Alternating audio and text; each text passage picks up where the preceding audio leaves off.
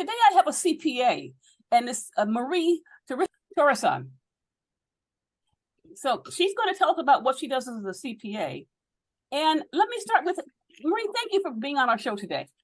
Thank you, Chantel. I'm excited to be here. And we're glad to have you. I'd like to know a little bit about what you do, because there are different aspects of being an accountant and being a CPA, yes, and how you got started in that industry. Yeah, absolutely. So, just like every other accountant or CPA, I went to college. I went to Florida International University, got my bachelor's and master's in accounting, and then I set for the CPA exam, which has 4 parts.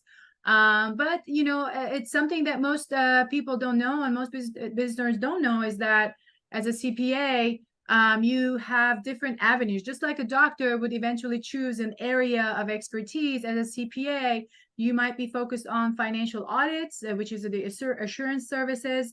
You could be in forensics, which requires a little bit more, specified certification.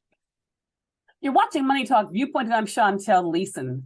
Welcome to our show today. Let's do a special guest for today. This is Judith Pearson. Mm-hmm. I got it right. Judith and I, we've talked a little bit before the show about what you did. I want you to share with the audience. Now, we talked about is it trust liability? Am I right? Yeah, it's really looking at risk management and best practices for all the varying wealth transfer vehicles that we see in today's world. So whether it be high net worth, ultra high net worth, transferring their assets through trusts, or looking at private trust companies, setting up family offices, anything having to do with wealth transfer vehicles is what we look at. And we help families understand what the roles, responsibilities, and liabilities are of each role, how to create best practices to avoid any kind of litigation. And in case there is litigation, we put insurance policies in place. I'm in family office, and a lot of people like myself who started with in the investment side. Some of us went from investment institutional to retail, and then ended up in family office because we want to work more closely with our clients to give them the best possible advice and services, and not just to jump into how much commission we're going to make. And I didn't know much about trust liability. I'm going to ask you a question. Tell me about your background. I'm going to put you on a speaker view. I just want the audience to see you. Tell me about your background and how you got started in where you are. So obviously with my gray hair, I've been around quite a while. I started in the property casualty insurance industry in 1982, handling directors and officers liability insurance from both an underwriting and a brokerage perspective.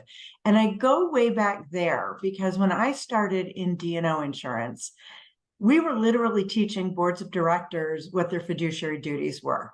And it wasn't until merger mania of the 80s did you really get the construct of what we have today.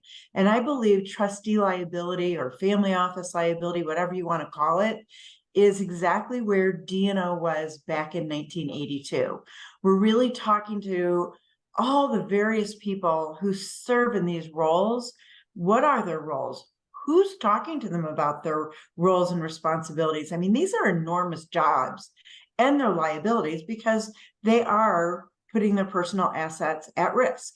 So I always start back there.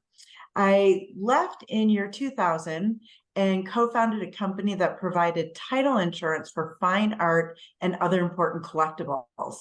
And I got a few things out of that. One is there aren't many insurance people who have actually founded companies, raised capital, and had a liquidity event, and all the challenges in between. Like we had an investment manager who almost bankrupted us. We had a hedge fund whose, big bad investments became our problem, even though we were a small company. And we got through all of this with no litigation. So I've actually gone through the process and understand it from the business owner's point of view. It also gave me really interesting insight into tax, trust, and estate issues for personal property. And that's really how I got to where I am today. By introducing to you our special guest, which is Mary Elaine Petrucci. Hi, Dennis. Thank you so much for having me on Money Talk Viewpoint. I do like to advocate for the caregivers in the sandwich generation. Boundaries are a big concern, and for that generation. And boundaries really include our values, expectations, principles, or limits that you establish to keep yourself feeling safe physically, emotionally, and mentally. And those healthy boundaries permit you as a caregiver to be the person who you are. My guest for the day.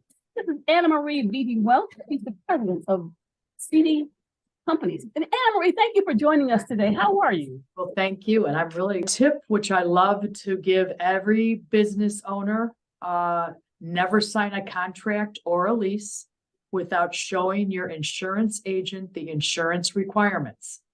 I'll tell you a story real quick. Architect came to me. He had an unsigned contract. I reviewed it.